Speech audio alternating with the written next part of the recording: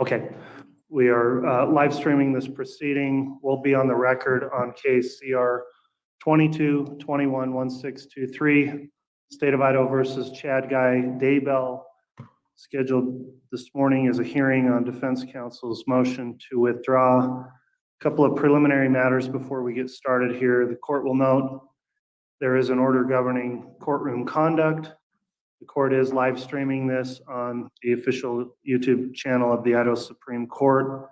I'm not permitting any other recording, video, or audio of the proceedings. So if you have a device that does that, that's not permitted. In addition, if you do have devices that make noise, please make sure they're silent or turned off to not disrupt the proceedings. And that's all set forth in the order governing courtroom conduct that's in effect for this hearing. I'll note on the record that the state is represented this morning by Rob Wood and Lindsay Blake, prosecutors for Madison and Fremont County. John Pryor is here with the defendant, Mr. Daybell, and the court scheduled on shortened time today's hearing after receiving a proposed motion to withdraw as counsel. That was filed on January 11th. There was a declaration supporting the motion, also filed January 11th. Court reviewed those and determined that the motions originally filed under seal would be unsealed, and they were.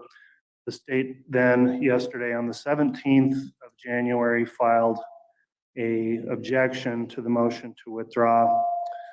I'll also note that the court entered an order just this morning that unsealed the previously sealed order of the court as it related to a August 25th, 2023 order. And I've provided copies of that to counsel, but it does have some relevance to today's proceedings. So let me confirm that. Mr.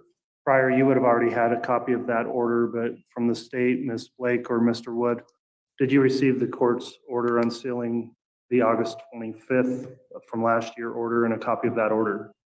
Yes, Your Honor, they were provided to counsel today. Okay, thank you. And they're doing construction right through the doorway here, so counsel could speak up probably into the microphones, unfortunately. Try to make the record as clear as we can here. Mr. Pryor, are you ready to proceed on your motion? Yes, Your Honor. All right, and who will be arguing on behalf for the state today? I will, Your Honor. Ms. Blake. All right, Mr. Pryor, then, as I mentioned, I've reviewed the motion. If you'd like to submit arguments in support of the motion, you can do that at this time. Judge, because of the microphone, may I have permission to remain seated?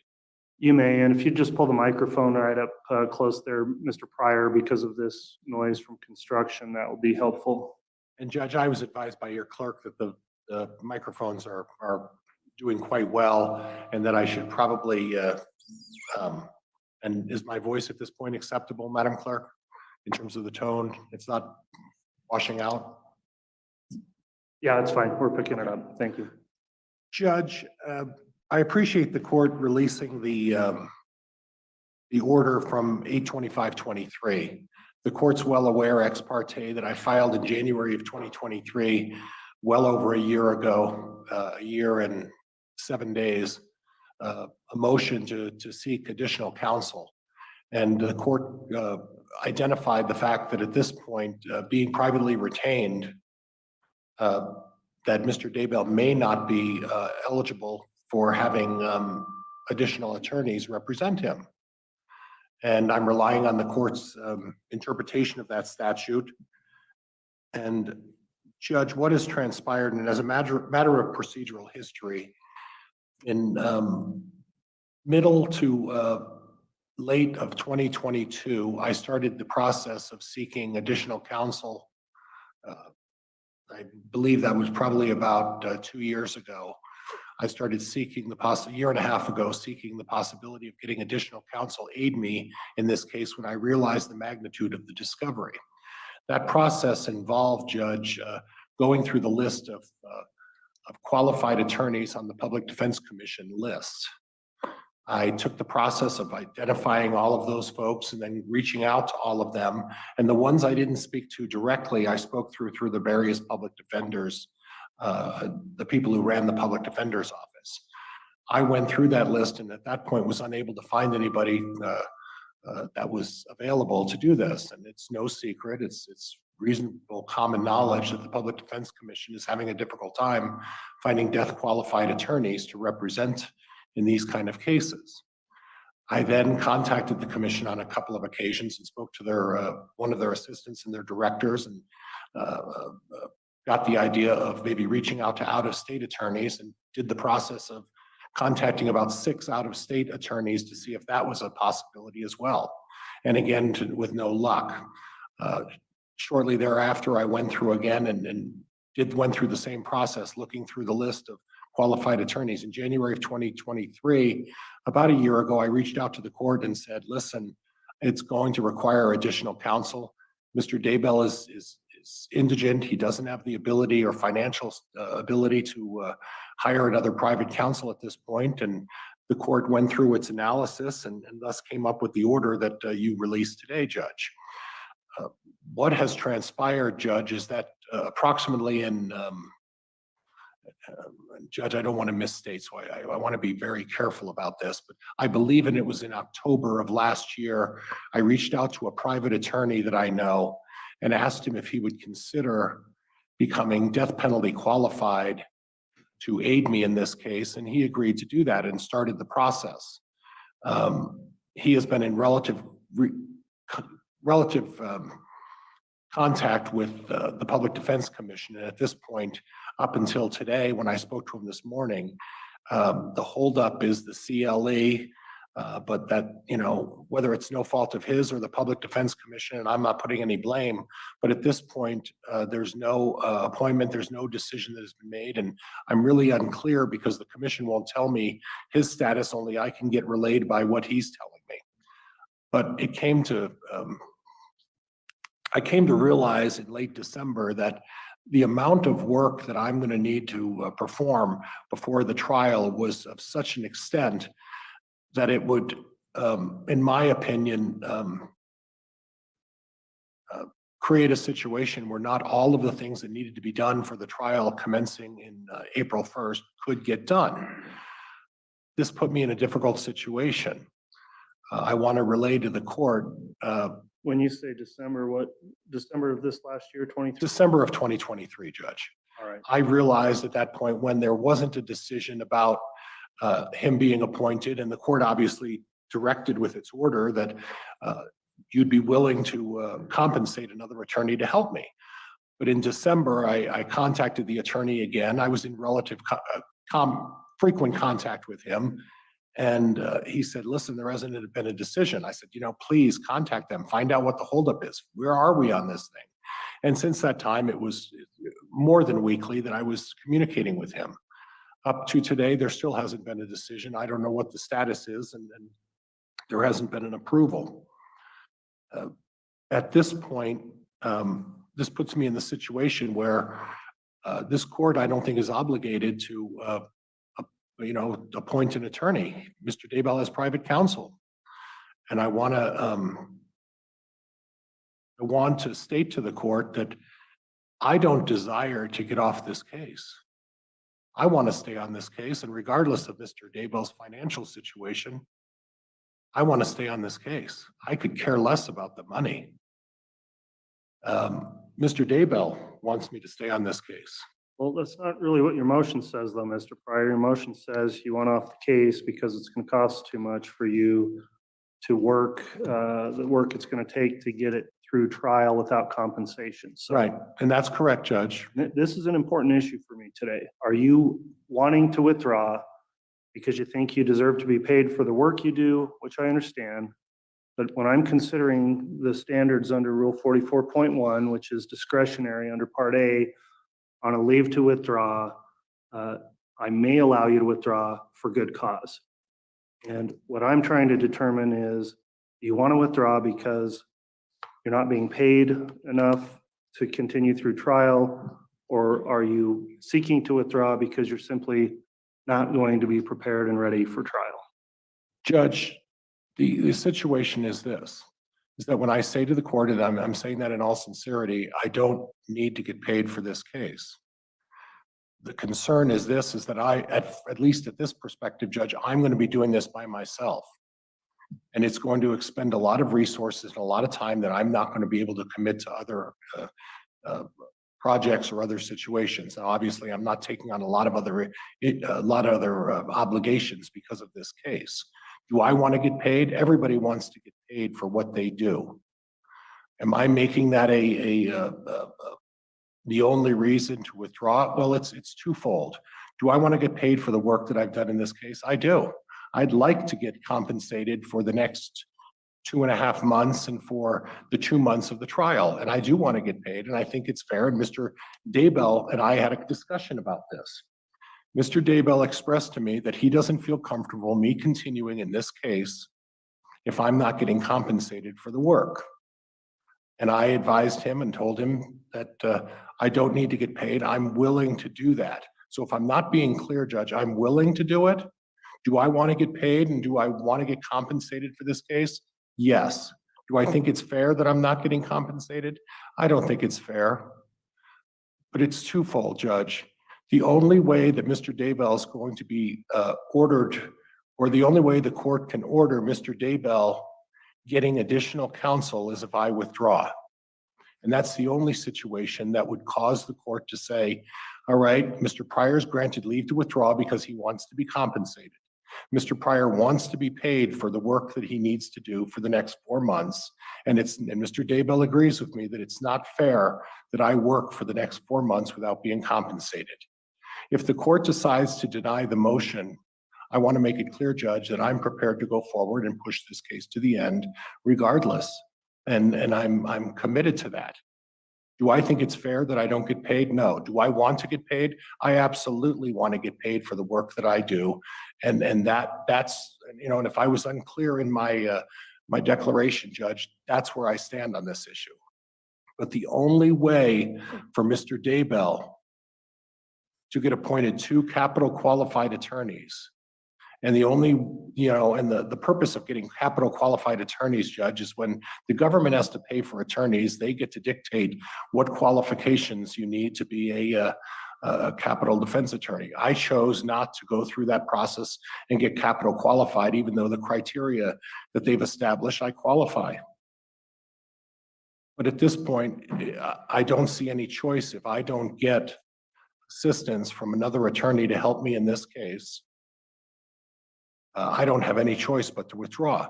The primary reason is that there is no mechanism that I can see based on the court's interpretation of the statute that allows Mr. Daybell to get assistance mandated by this court unless I withdraw. But let me be clear. Do I want to get paid for the work that I'm going to do? I absolutely want to. And does Mr. Daybell want me to get paid? He does. Does he think it's fair? He does not think it's fair, and he wants me to be compensated. And that's where I stand on this. If the court decides that they're going to deny the motion and say, no, Mr. Pryor, I'm not going to let you off. I'm not going to harbor any hard feelings. I'm not going to harbor any dislike for Mr. Daybell. I'm going to go forward and I'm going to do the best I can. And I'm going to make an effort to try to find someone to help me, even if it's the day before trial. But again, let me be clear. Do I want to get compensated? Yes, Judge. Do I think this is fair? No. But by the same token, primarily, Judge, is the only mechanism I can think of to allow Mr. Daybell to get 2 capital qualified attorneys to help him with this case is if I step away and withdraw from this case. Prior, going back to your preparation for trial, of course, this is a capital case, and if there's a conviction in the case, then under Idaho Code 192515, there's a special sentencing proceeding. And Idaho has adopted ABA standards for capital defense cases, and generally that requires, for example, the appointment of a mitigation specialist for the defense team as part of those proceedings. And I'm not asking you to reveal any defense strategy or even list a name, but the concerns I have here is you say you'll go through and do the trial, but I really want to know, are you really ready for this trial? For example, do you have a mitigation specialist that would be prepared in the event of a conviction in this trial? Judge,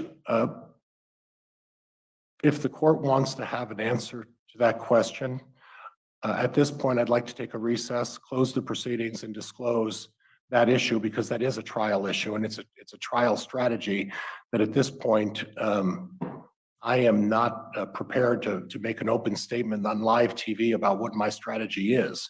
If the court wants to take a recess, go in chambers, I'd be happy to discuss where I stand on this. In terms of the ABA standards, Judge, in terms of complying with the ABA standards, I'm aware of those standards. I'm aware of what that obligation is. But again, in terms of how I'm going to proceed in that manner, I would prefer to do that in either in chambers or in a closed proceeding. Okay, and I think that's a fair enough request. Again, I'm not asking you to reveal trial strategy or publicly put that out, but these are legitimate concerns I have in weighing out whether or not Mr. Daybell is going to receive effective assistance of counsel in this case if you are permitted to remain on by me denying this motion. So I do want to get into that issue and discuss that. The state's entitled to know the answers to that as part of their objection to this motion. In lieu of doing that in chambers or off the record, it's got to be on the record. It needs to be in a sealed closed portion of the hearing. I'll determine under ICAR 32. And I think really the best way to do that, unfortunately, at the inconvenience of those in attendance here, is likely to clear the courtroom and allow that discussion to take place with only those necessary personnel in here to conduct the proceedings as part of a sealed closed hearing. So that's what I'll do at this point to go through those issues, and then we'll come back on in a public proceeding. So I would request that courthouse security and the bailiffs, if we could have everyone step out except for the clerk and the necessary security while Mr. Daybell is here. We will close this portion of the proceedings, and also for the bailiffs, if you could just make sure no one's within earshot of the a doorway as well to make sure it's not carrying through on the microphones. And I appreciate your accommodating that. We'll also, of course, stop the proceedings from being live streamed, and then we will come back on the record once we're ready. We'll take a brief recess while that occurs. All rise.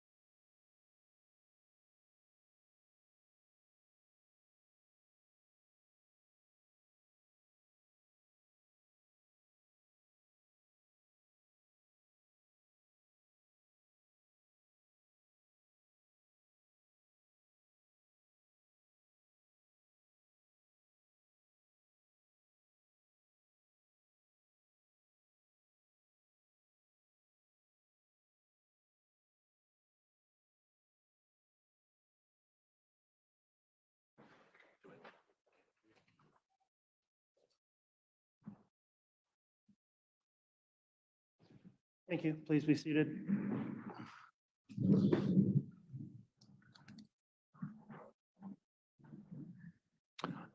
All right, we're back on the record on case CR 22-21-16-23, State of Idaho versus Chad Guy Daybell.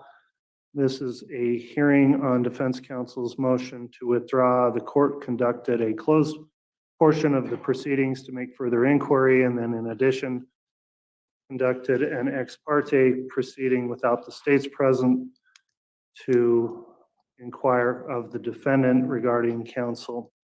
And with that concluded, now the defense has presented their argument in support of the motion. So at this time, the court will consider the objection from the state, noting that this was a shortened hearing, so the objection was filed yesterday, which I do find timely. I have read and considered the objection, and Ms. Blake, if you'd like to present argument in support of the objection, you can do that at this time. Thank you, Your Honor. First of all, the state recognizes that this is a decision that is solely within the court's discretion. I think Idaho Criminal Rule 44.1 clearly outlines that. It does indicate that a motion to withdraw can be granted, or may be granted by a court for good cause. The state also recognizes that the Sixth Amendment guarantees a defendant the right to counsel.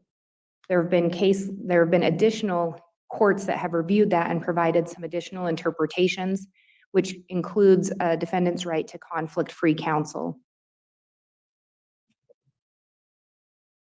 The state is appreciative of the court conducting an inquiry today because case law also lays out that a trial court's failure to conduct an inquiry into any conflict may result in a reversal of a conviction down the road. Additionally, the onus is on an attorney seeking to withdraw to present sufficient facts to support the motion. And from the state's perspective, we are a little confused today because we read the affidavit that was presented to the court. Most of our motion was in response to that.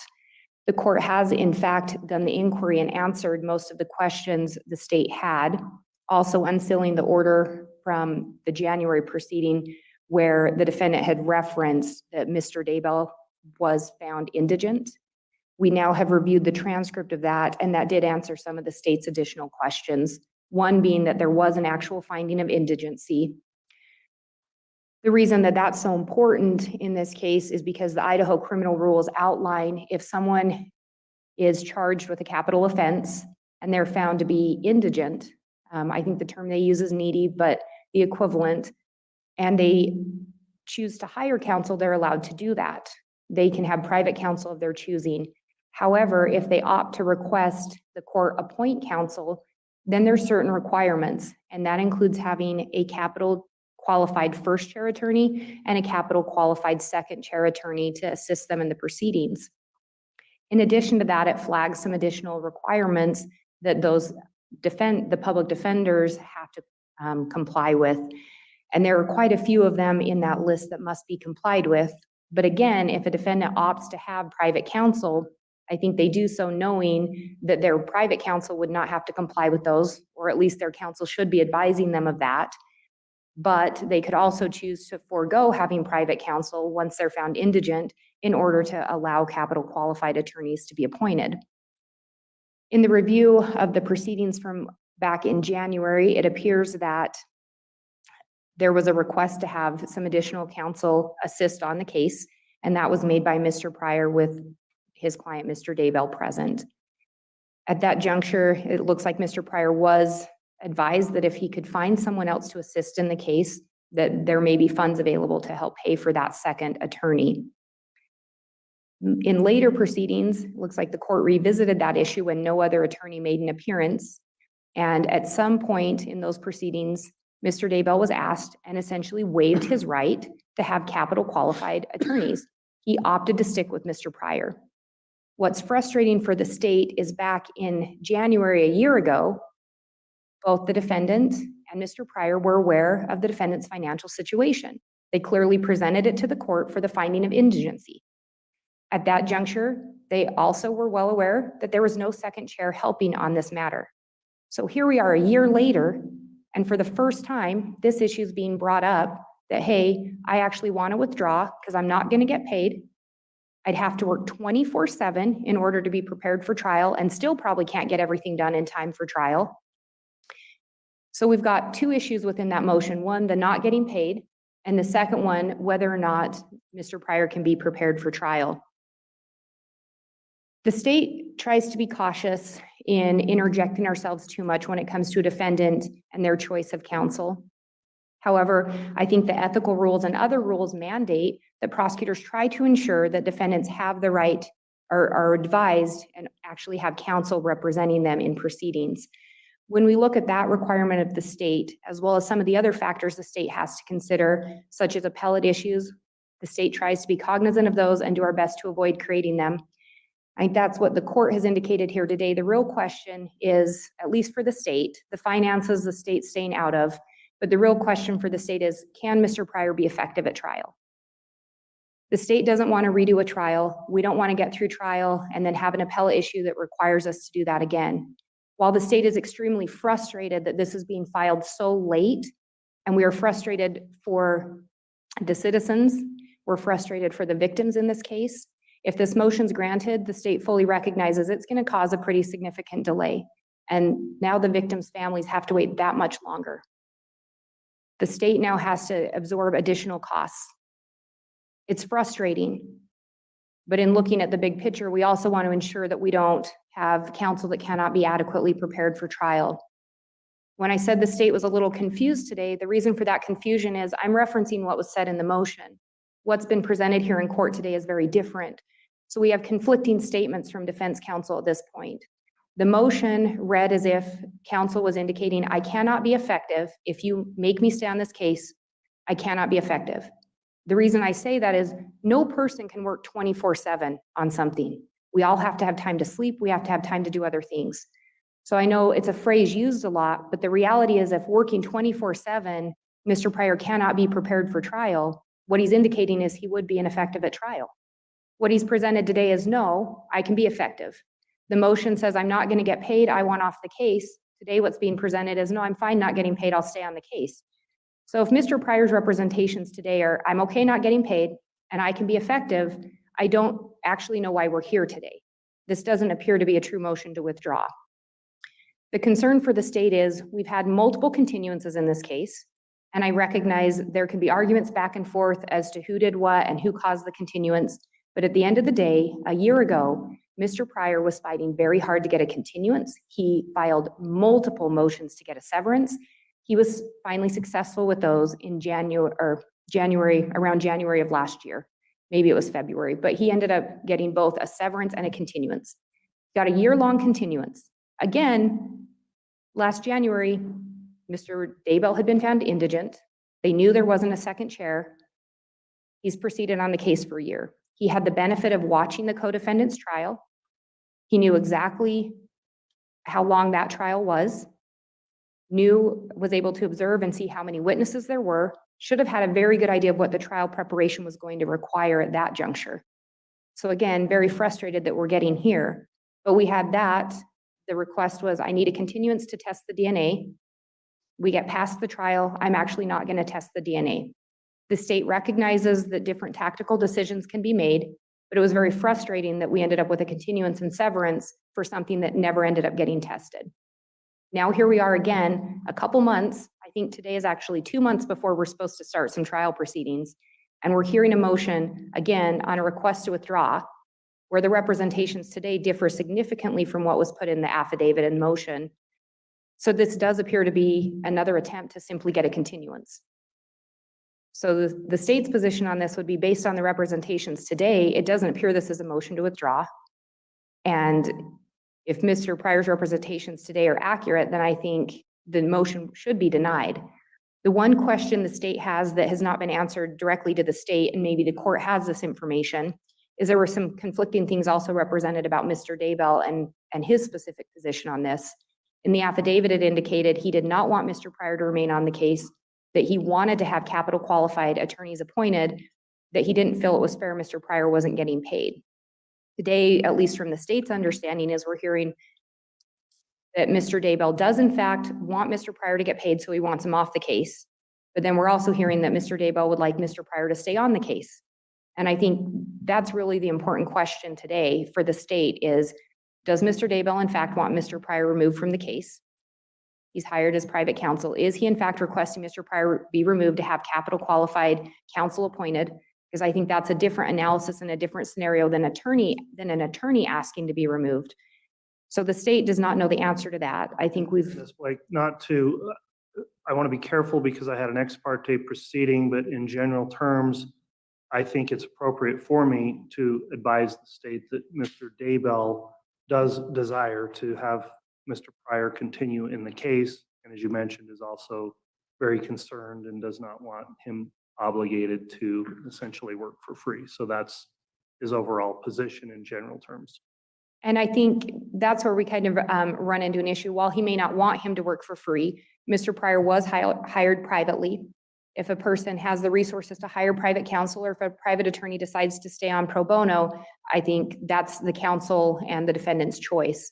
I don't think there's any avenue to allow Mr. Pryor to be paid through another mechanism.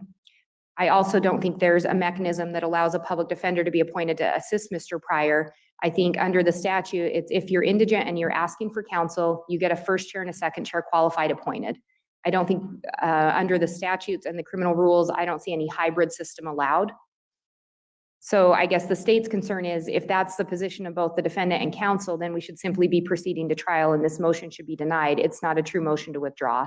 If Mr. Pryor is saying I can't be prepared for trial in April, the state's very frustrated that this is clearly just a veiled motion to continue with a different title attached to it, because that appears to be the true argument today is I need more time. So the state's very frustrated with that. Mr. Pryor's already had a year continuance. I guess from the state's perspective, if Mr. Pryor is going to stay on, we're headed to trial in April. The state's ready to move forward. If Mr. Pryor is saying I can't be effective at that point, then I think capital qualified counsel should be appointed, and we should move forward with that counsel appointed and selecting a new trial date. But I don't think Mr. Pryor should be granted a continuance if that's really what's being sought today, and that's what it truly sounds like is being requested. All right, thank you for Thank the argument and response, Mr. Judge, Blake. can I respond briefly? I was going to allow your response, Mr. Pryor, so go ahead. Judge, I don't think I've been inconsistent in my representations in my declaration and what was said today. This court took the time to inquire of Mr. Daybell, and I believe what Mr. Daybell related to the court is consistent with what was put in the declaration. The reality of it is this, is that I disagree with counsel, and I don't know what she's reading or how she's interpreting a statute, but this court entered an order allowing the assistance of a second counsel to help in the preparation of this case, and did it some time ago. The reality, Judge, is that although I've made a strong and diligent effort to find co-counsel to help me in this, it's been difficult, and I haven't been able to accomplish that. And the reality is Mr. Daybell recognizes where we are in this thing and what needs to be done in the future. I don't have the benefit of Fremont and Madison County with their 5 attorneys in their prosecutor's office having free reign to do what they want at government expense. And the fact that both of those prosecutors then, in addition to their 5 state attorneys, sought out an attorney from Missouri and at county expense and on the county dime brought an attorney to work on a case that wasn't a death penalty case for the taxpayers of Fremont and Madison County to pay for that attorney, even though it wasn't a death penalty case. And that attorney is still on and still going in this case. And they've expended a significant amount of money, and I suspect it's not at the hourly rate that a prosecuting attorney makes in Fremont and Madison County. I suspect it's significantly higher. And for me to suggest that it's difficult with their 6 attorneys that they're working on this case, and I have to do this by myself, and the court recognized the You've been on a workload. case for 2.5 years by yourself, and I have. all these attorneys, and the state carries the burden at trial, and they can prosecute a case they want. I completely agree with the state's position. The timing here, 2 months before trial is going to start, none of this is new at all. The charges have not changed since the indictment. The co-defendant went through an entire trial, which you observed and knew how long it would take. We talked about this concern a year ago, and here we are on the doorstep of trial, essentially. And the argument that is not persuasive at all to me is you're just learning now how much work it's going to take.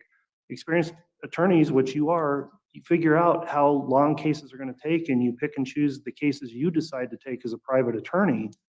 And this argument that they have more attorneys than you, they do. That's what they've elected to do. And you've also elected voluntarily, as has Mr. Daybell, to come on this case and represent him. And you've represented him since the beginning, and in fact, even since before this case began. And Judge, the issue also is that I per my representation earlier, is that in 2022, I started seeking out assistance and additional counsel. And I made a diligent effort. In fact, I took the extra step of seeking counsel who were death penalty qualified out of the state, out-of-state attorneys. I then tried to find attorneys on the Public Defender Commission list and made a diligent effort. And then when I found one, I believe in October of last year, my expectation is that he would have been on this case by now.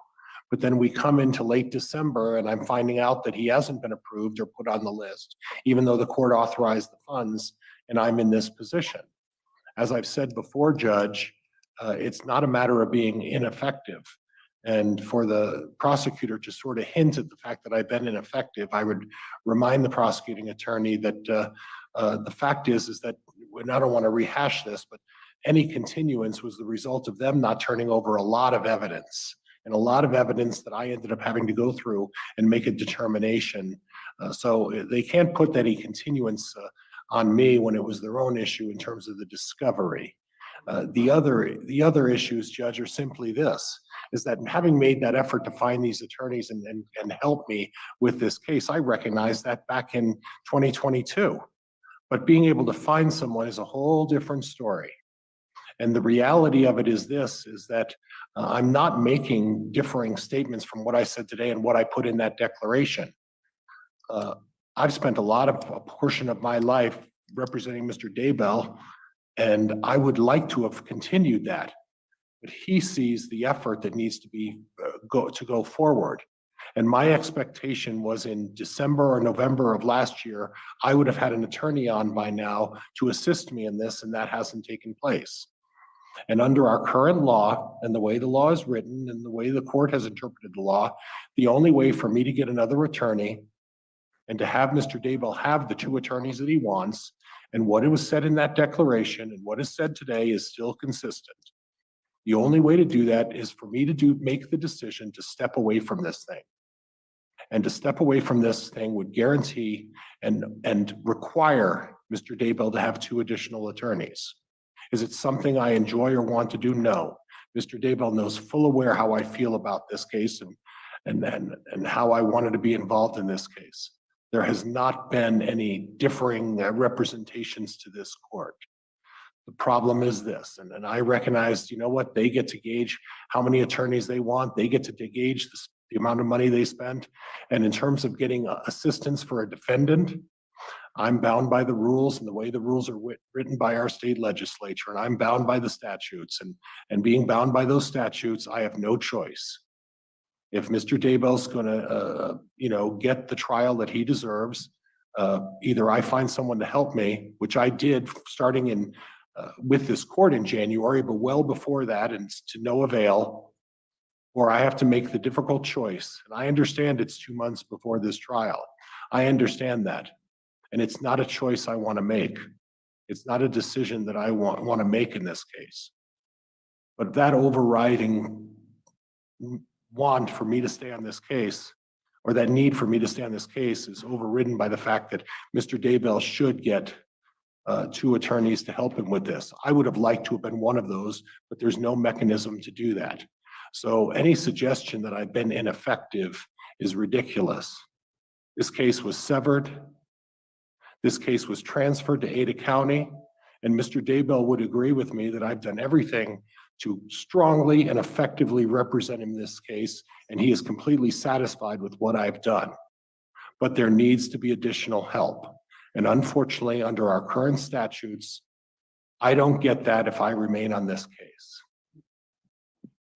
Your Honor, I just wanted to clarify one thing so we have a clear record. Go ahead. The state has in no way insinuated or represented that we believe Mr. Pryor has been ineffective. What we were referencing is based on the affidavit written to the court that we felt that was what was being indicated is if forced to proceed to trial, he would be ineffective because he simply didn't have adequate time to finish his preparations for trial. So I want to make very clear, we are not saying Mr. Pryor was ineffective. I want that very clear for the record. I understand that, Ms. Blake, and I agree. The arguments have not been any ineffective assistance of counsel. The arguments have been related more towards going forward in the demands of a 2+ month trial and whether, given the concerns raised by the defense, a single attorney, that being Mr. Pryor, would be capable of providing all of the defense necessary for Mr. Daybell in this case. So that will conclude submission of argument on the motion. I'm going to take a brief recess, review a few things, and then I'll come back on the record to make a ruling on your motion shortly. All right.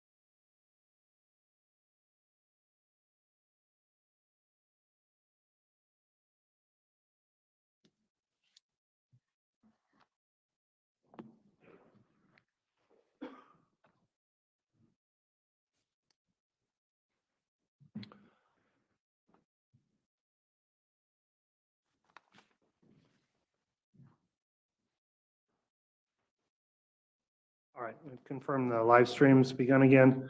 We are back on the record on case CR 2221-1623. The court has before it the defendant's counsel's motion to withdraw filed on January 11th. I've considered the motion along with the declaration in support of the motion. I've also considered the objection from the state. We conducted a hearing today where I heard argument from the counsel, Mr. Pryor, in support of the motion, the objection by Ms. Blake from the state. Also conducted a closed portion of proceedings and an ex parte inquiry of Mr. Daybell and Mr. Pryor, and I've taken all that into consideration in determining the ruling on the motion. The court first is governed by Idaho Criminal Rule 44.1, which under paragraph A talks about leave to withdraw. And I'll just quote that section. No attorney may withdraw as an attorney of record for any defendant in any criminal action without first obtaining leave and order of the court on notice to the prosecuting attorney and the defendant, except as provided in this rule. Leave to withdraw as the attorney of record for a defendant may be granted by the court for good cause. So we've gone through the procedural steps to get here for this to be properly considered. The rule allows the court discretion where it indicates the court may allow for withdrawal, and then looking at the standard of for good cause. So the court will first note to clarify in this case, this is a capital case. Idaho does have a separate rule governing the appointment of attorneys who are on a roster that are considered qualified to represent counsel or represent defendants in capital cases. That's Criminal Rule 44.3. And importantly, that rule only applies when a defendant is represented by a public defender appointed by the court and does not apply when a private attorney is retained in the case. And also importantly, where the court made reference earlier to questions about the mitigation phase, if that were to occur in this case under Idaho Code 19-2515, an inquiry to Mr. Pryor. And I'll note, and Mr. Pryor has correctly pointed out, that the ABA guidelines do apply to public defenders. They are not necessarily required to be followed by private counsel. Private counsel under Idaho rules are allowed to take on a case, capital case, and those guidelines may or may not be elected to be followed by a private attorney. Mr. Pryor clearly is a private attorney in this case, has never been appointed or publicly paid for representation of Mr. Daybell. Mr. Daybell importantly does have the right under the Sixth Amendment of the Constitution to counsel, and included in that right is to have the counsel of his choice. And Mr. Daybell elected a very long time ago to have Mr. Pryor represent him in this case.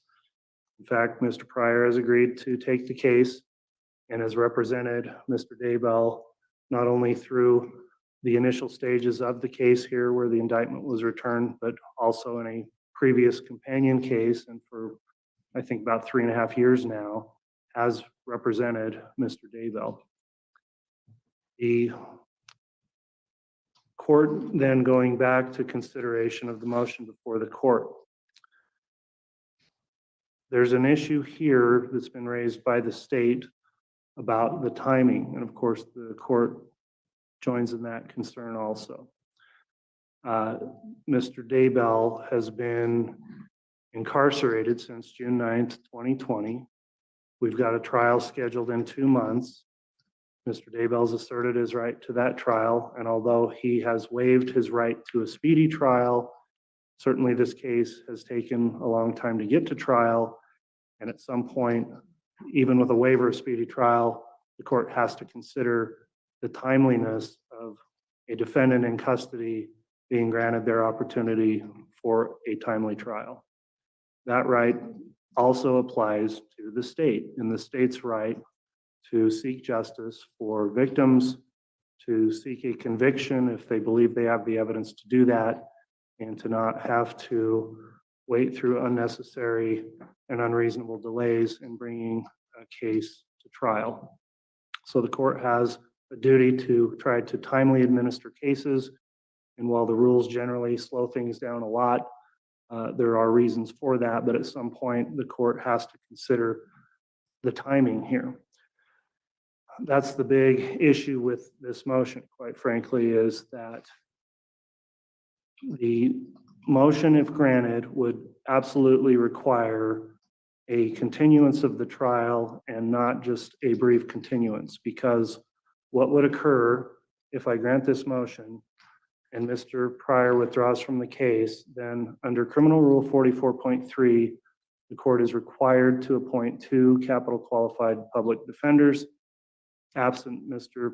Daybell having some manner of, again, rehiring a private new attorney or getting one to do it pro bono. The issue there is Idaho has a sparse number of attorneys on that roster, and Idaho is currently experiencing a lot of cases that are already resulting in appointments of a lot of available attorneys.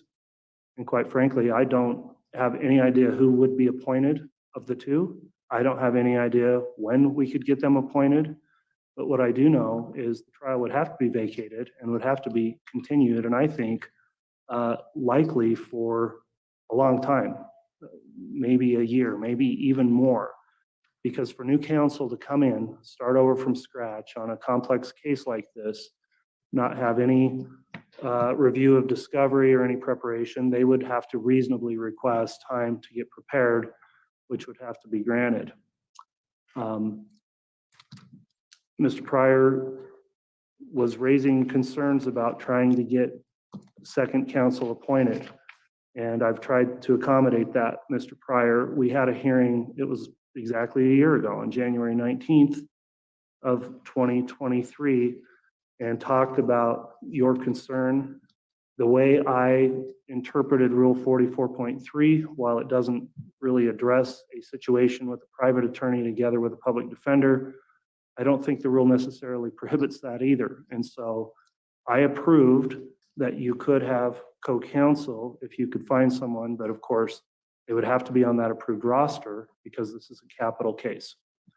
I don't doubt that you've made a diligent effort to try to find co-counsel. That's clear to the court. I know we've addressed that over the course of the last year on numerous occasions, the status of whether or not someone was coming into the case. We're on the eve of trial and no one has come into the case.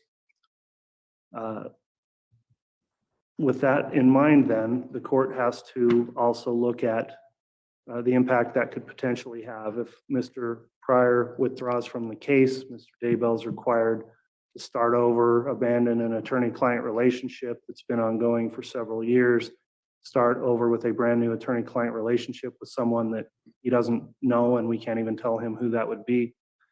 And also with the delay, I find that that prejudices the defendant.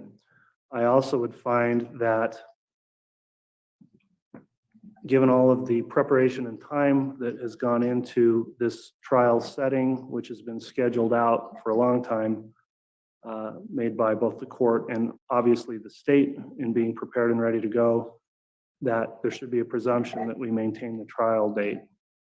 So the 2 concerns here raised in the motion really are, number 1, the fact that Mr. Pryor would not be able to obtain payment for his services. And the court does strongly consider that because attorneys work for their profession and it's important that they get paid, and it's a consideration. But that in and of itself does not, in my mind, rise to the level of good cause under the rule 44.1 to grant the withdrawal. The second, and I think more concerning issue, is some indication in the motion of Mr. Pryor indicating that it would be very difficult, if not impossible, to be adequately prepared for trial. That's what's set forth in the motion.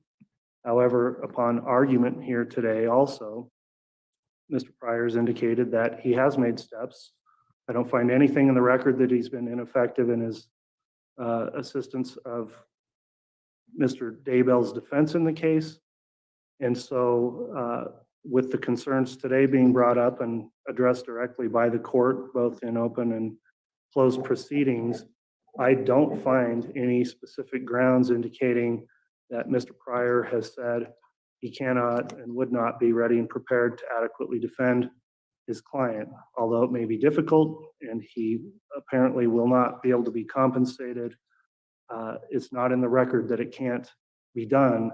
And importantly also, Mr. Daybell has affirmed today he does intend and would like to keep Mr. Pryor as his attorney in this case. And finally, I'll note that in addressing these concerns at that hearing a year ago, there was a representation by Mr. Pryor who said directly to this court, and I'll quote what was said in the hearing, quote, "There's going to be no continuance because I'm asking to get out of this case. That will not happen."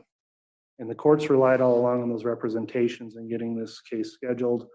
So in balancing all that out and looking at whether or not good cause has been demonstrated today, I do not find that there is good cause for withdrawal of counsel.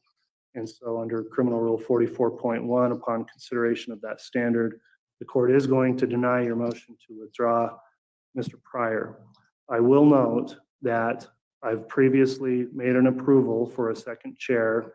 If one can and will join the case, then the court will permit that and we'll go through the procedure to get that properly done. So that's not a foregone conclusion. Given the timeliness of the trial, I understand that may be difficult. However, we are where we are with this trial setting, and because of the proximity of trial and the necessity of a continuance, if this motion were granted, the court finds that the motion fails to demonstrate good cause under the rule. For that reason, the motion is going to be denied. And Mr. Pryor, you will continue to represent Mr. Daybell through these proceedings. That'll be the ruling on the motion today, and I'll note that we do have more hearings scheduled and coming up, including motions and a pretrial conference. So, Mr. Pryor, do you have any questions on my ruling? No, Judge, thank you for your consideration. All right, thank you. Ms. Blake, any questions on the court's ruling? All right, thanks everyone for your attendance. That will conclude today's proceedings. We'll be in recess. All right.